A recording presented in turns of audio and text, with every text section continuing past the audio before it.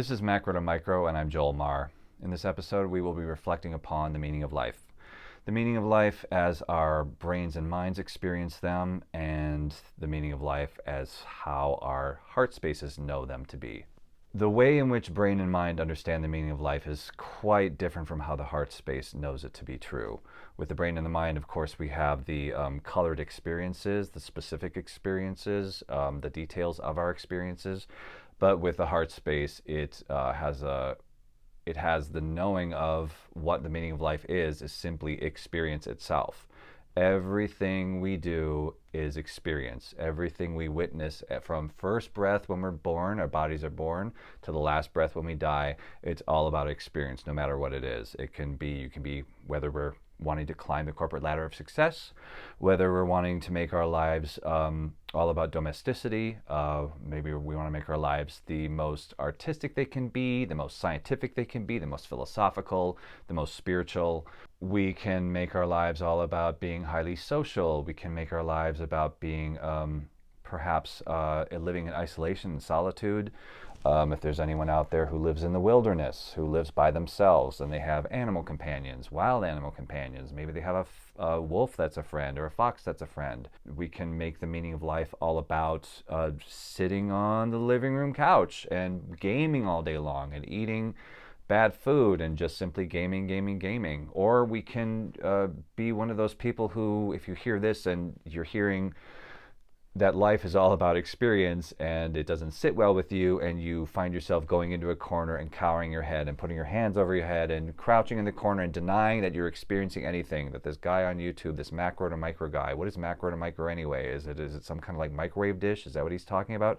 Macro dinners in microseconds?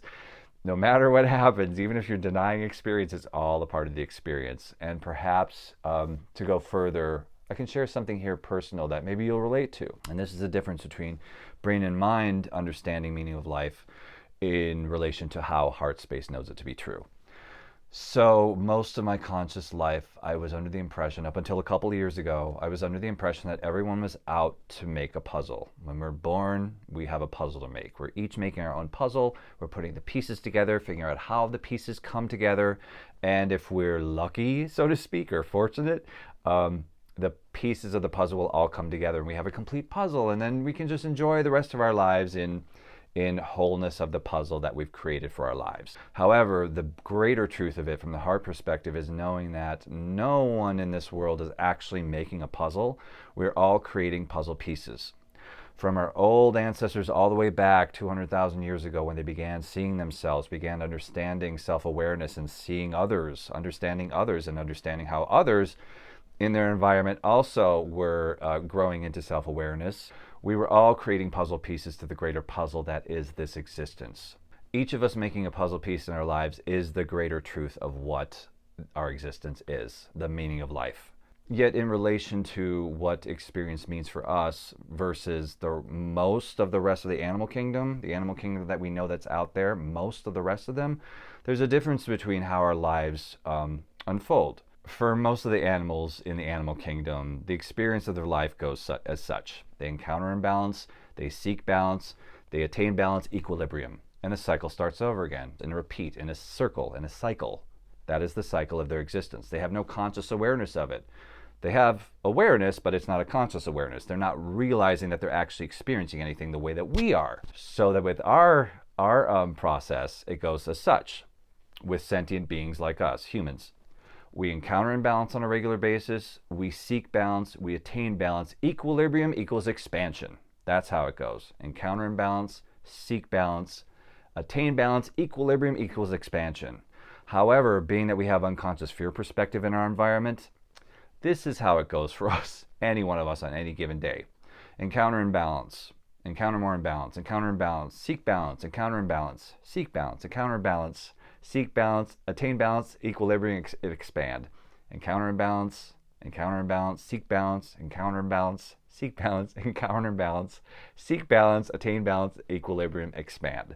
So with most of the animal kingdom, when we're talking about the seesaw principle, if we're referring to that episode that came before, the animal kingdom mostly does this. Does imbalance, equilibrium, imbalance, equilibrium, imbalance, equilibrium. But for us, our seesaws, because of unconscious fear perspective being in our existence, our seesaws tend to do this. Does a lot of this. Imagine if you're an airline pilot and you're in the cockpit and you see the needles where the balance is happening. This is what we do in a lot of our lives due to unconscious fear perspective. It doesn't stay. It doesn't happen in a cycle the way it does for most of the rest of the animal kingdom. We have a lot of this happening, a lot of jerking until we get equilibrium. That's the difference between the animal kingdom, most of the animal kingdom, and us. Whereas they experience, they're not aware of their experiences. Their experiences don't retain anywhere. Their awareness is not oriented in anywhere particular, where expansion can happen within the physical plane space, the way it does for us, each time we encounter imbalance and obtain equilibrium. So with the animal kingdom, when we're talking about the imbalance and equilibrium, it's basically doing this. Imbalance contracts, equilibrium expands. Imbalance contracts, equilibrium expands.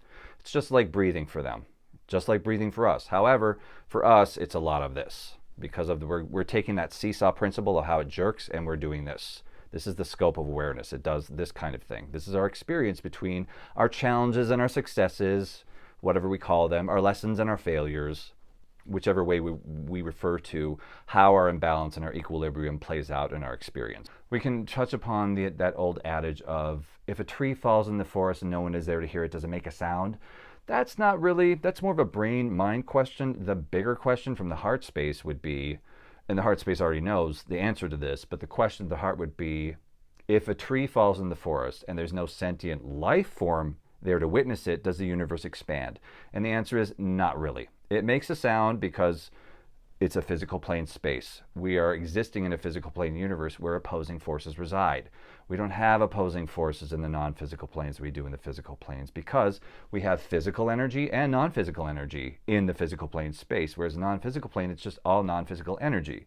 So yes, when a tree falls in the forest, it makes a sound simply because it's in the physical plane space. However, because there's no one there of sentience to witness it, the universe doesn't experience it in its fullest. So if a tree falls in the forest somewhere in this physical plane universe, on some planet, in some forest, and we're not there to hear it, we know about it. If we're not in that physical plane space, we know about it, but we don't experience it. That's the thing about life. That's why we come here as souls, to experience the sunsets, to experience the sunrises, to experience such things as this that we can't possibly experience in its fullest without having a physical plane or physical counterpart component in order to experience it as soul. But when we consider for ourselves how to discern the difference between how brain and mind understand the meaning of life and how heart space sees it, how we get to witness it for ourselves, it's a matter of, it can seem counterintuitive because most of our existence, sentient existence, has been about going outward, expanding further and exploring in that sort of way. The further we go out, the more we've discovered. However, as is mentioned in earlier videos, the brain and mind have reached full capacity of the physical experience from their orientation points. And now when we move into the non-physical orientation points, the brain and the mind take on a different stance. And the stance goes a little bit like this with heart space orientation. Actually, it goes a lot like this. Okay. For scientists, for example, you want to get further out there, get further out in the universe, got to go deeper inside here, deeper inside the heart space. It can sound poetic, it can sound romanticized, but with unconscious fear perspective in our environment, it does sound that way because the brain and mind can't figure out how point A to point Z, what that means on their own when saying that to get further out into space for science, you got to go deeper inside the heart space. Same thing with religion. Any dogmatic religions where there's a declared separation between body and soul, you want to get closer to your deity out there, you got to go deeper inside here. That is how this goes. That is how the non-physical orientation points go. And the deeper we go inside here, the more we can see within the spherical being state to understand brain, mind, body, and ego can all collectively understand that they individually and collectively cannot possibly understand, fully grip, and witness the scope of life experience, of what it is, how our conscious awareness expands without the heart space. You can't do it on their own. Once they see how the heart sees it, once body, brain, mind, and ego all get their spacing, where they're able to just rest and relax, and they see what the heart space, how the heart space communicates and witnesses life and impulses life, it's very different between the heart space and the brain and mind. And brain and mind and ego and body recognize eventually that linear thinking progression, which is what they've been doing so much. They've been experiencing so much throughout this first half of our evolution. It pales in comparison to what the heart space actually reveals. And that's when brain, body, mind, and ego get to see how what they've been experiencing all this time through linear thinking progression, when they see it in spherical being state, when they see all the elements put together at the same time simultaneously, body, brain, mind, and ego are like, we can't do anything with this. We can't do this. They'll know. So in addressing further this whole meaning of life as far as how brain sees it, has physical orientation points see it in relation to how non-physical orientations points know it to be true. There's an excerpt in the book, if you've ever heard of the book Eckhart Tolle's Power of Now, The Power of Now. Chances are, maybe if you're watching this channel, you have heard of it. I'm going to read a little bit of an excerpt from the book that has to do with the exploratory techniques that will come up, that have to do with the meaning of life and experiencing it.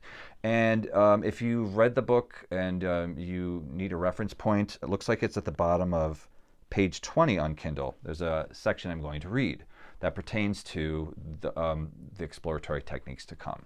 In your everyday life, you can practice this by taking any routine activity that normally is only a means to an end and giving it your fullest attention so that it becomes an end in itself. For example, every time you walk up and down the stairs in your house or place of work, pay close attention to every step, every movement, even your breathing.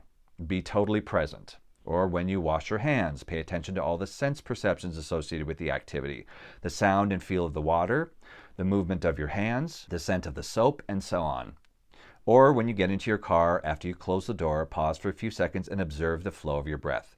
Become aware of a silent but powerful sense of presence. Based on what Tolle was talking about these elements here and there, little things in the daily life, the exploratory techniques I will be unfolding with this channel have to do with how what Tolle talks about, it's not about the brain, mind, or ego or body having to remember. The thing with the exploratory techniques, it orients itself in the heart space, where heart space can and will impulse that call to presence at any given time, whereas the brain, mind, body, and ego don't have to worry about it. But the techniques that are used, as they're used and we become more oriented in our heart spaces, heart will impulse it. And I'm talking about at any given time. You can be in the middle of a crowded, crazy restaurant. You just want to get your takeout food. It's so loud, it's claustrophobic, and then suddenly the heart space impulses to the body or mind to be present. And you can use those exploratory techniques to really feel what it means to be present. So what Tolle talks about is absolutely, yes, it is spot on. To go deeper inside here is going deeper inside here, going into the body. That's how body and soul get to know each other in a much greater way in this physical plane space. But as was mentioned before, those exploratory techniques will come along as the channel unfolds. I have to lay down a lot of groundwork with this. I have to lay down some little information and tidbits as this goes along. Even if your brains and minds don't understand what the hell I'm saying, but you're watching along, no sweat, because it's not up to the brain and the mind to figure it out. Heart space already knows how it works. It's up to the brain, mind, ego, and body to figure out how how do we find ourselves in a place where all four of us can be present, body, brain, mind, and ego, so that heart space can show what it's capable of and what it communicates and what presence means and what the meaning of life means in the greater scope that body, brain, mind, and ego individually and collectively cannot do on their own. So on that note, between brain and mind versus heart and soul, brain and mind can't possibly encompass the experience of life. What we experience brain and mind-wise does not compare to the scope of what the heart space already knows, because brain and mind work linear thinking progression. They don't see it from a spherical being state. They live through the sphere. Brain and mind move through the sphere, whereas the spherical being state shows how it all is existent at the same time. So with what Tolle had said about washing your hands or walking up the steps and feeling and being in your body, I'll give you an example of what the heart space can actually see. So let's talk about a menial task in life. Brain and mind and body and ego, with menial task it can feel so boring, it feels so routine. So let's talk about some of the routine tasks that we do. Mowing the lawn, we can hate mowing the lawn, we can hate blowing the snow or raking the leaves. Maybe you don't like doing the dishes, maybe you hate vacuuming and cleaning, maybe you don't like doing the laundry, things of that nature, where when we have tasks to do where the brain and mind can feel very unenthused and feel very uninspired, heartspace never sees it like that. Heartspace always experiences the newness of it. I'll give you an example of what the brain, mind, body, and ego can witness the heartspace experiencing with any of these menial tasks. And one of the menial tasks I'll take here today will be laundry. Let's just talk about laundry, because laundry has an aspect to it that provides a nice scope for what we're talking about here.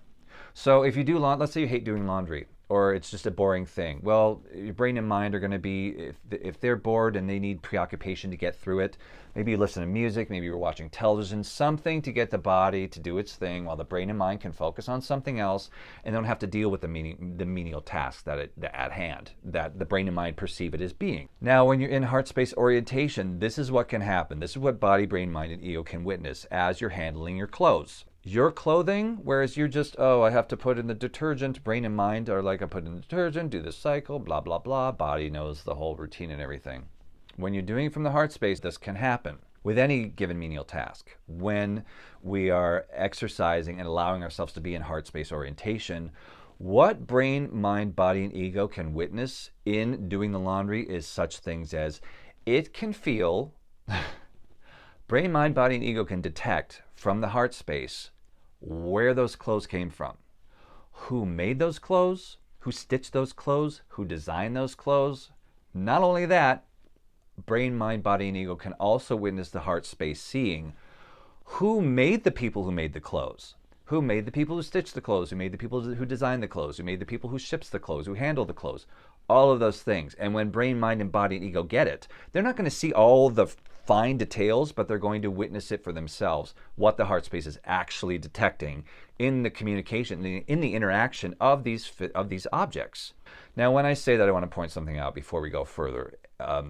When I say that, imagine yourself doing the laundry. Imagine yourself taking the clothes and starting to put them into the washer, and you have that experience as a hypothetical. You have that experience of witnessing what I'm talking about. And your brain, mind, body, and ego are like, what the fuck? If you've never experienced it before, they're going to be surprised. It's kind of like can be a mind-blowing or a mind-blowing type of experience. And we'll talk about what happens with mind-blowing experiences and how to handle mind-blowing experiences, how to make the fullest of a mind-blowing experience in a safe way. But what I wish to point out there is that this is how brains and minds work. A lot of brains and minds can hear that and go, oh, what is there, ancestral energy coming off of the clothes? Are you the ancestors? There can be with experiences when people have had mind-blowing experiences, who have had, like, say, psychic experiences or clairvoyant experiences. The brain and mind often interpret this, and I'll go into much detail about this later because this has to do with heart space orientation, how we interact in this world from heart space orientation. What happens, things like this can happen where body, brain, and mind and ego are experiencing this, but it's not coming from outside. This is what I just want to illustrate right now. Let's say this is you and these are the clothes. It's not the ancestral energy. Ooh, the ancestral spirits are coming off the clothes. No. It's actually, that's the difference between brain and mind, seeing a distance between it, seeing a separation. Whereas heart space, what's really happening is these are the clothes. Heart space is impulsing what it feels from the clothes, what it senses from the clothes, and the brain and the mind and ego are picking up, or body are picking up on it from within your space, from within what is called your soul realm. It's not coming from out there. That's just an identifier. That's a signifier. And if brains and minds, bodies, egos don't understand that at this time, as I said, we'll expand on that further. But that is one example of what heart space orientation is. And if you haven't experienced anything like that and your mind does blow, or there's not just mind blowing, there's also physical. It happens in the physical, it happens in the body as well. We'll extract a lot of the components of how that works at a later date. How when the heart space speaks or impulses something on the outside, it's not coming from the outside. It's witnessing it from the outside. And when brain, body, mind, and ego are all in a place where they're rested and relaxed and neutral, that's when they see it for themselves. And there are times they're going to see it. Now, the details of that aren't necessarily important, say with the clothes, for example. Who made them and all the people who made them. That particular type of energy. That is not particular unless the heart space, your particular experience, has something to do with the details of that. And then it will go further into what those details are. But ultimately, right now, with heart space orientation, it starts off in the obscure. It starts off in the abstract. The thing I'm talking about with the laundry. You wouldn't know what to make of it with all that, whoa, what the brain, body, mind, and ego are sensing from the heart space. Doesn't know what to make of it. But being that orientation points, when we begin new orientations, as we have done throughout evolution, when body orientation kicked in and our ancestors, our old ancestors, looked into the water and started to see selves, they didn't say, oh, I have eyes, I have eyebrows, I have teeth, oh my God, I have a chin, I have ears. That didn't happen. It all started as a glimmer. Same thing with same thing with brain orientation, roughly 50,000 years ago. One of our identifiers being the petroglyphs, the cave paintings. Back then, it wasn't that people who were witnessing their fellow tribes people who made the paintings, they weren't looking and going, oh my God, there's buffalo and there's a sun and they don't have words for that. That's not how that happened. It happens as a glimmer. Same thing with this. So when people experience heart space orientation and they have an incident like what I described with the laundry, it starts off as a glimmer where body, brain, mind, and ego have no idea what to do with that information.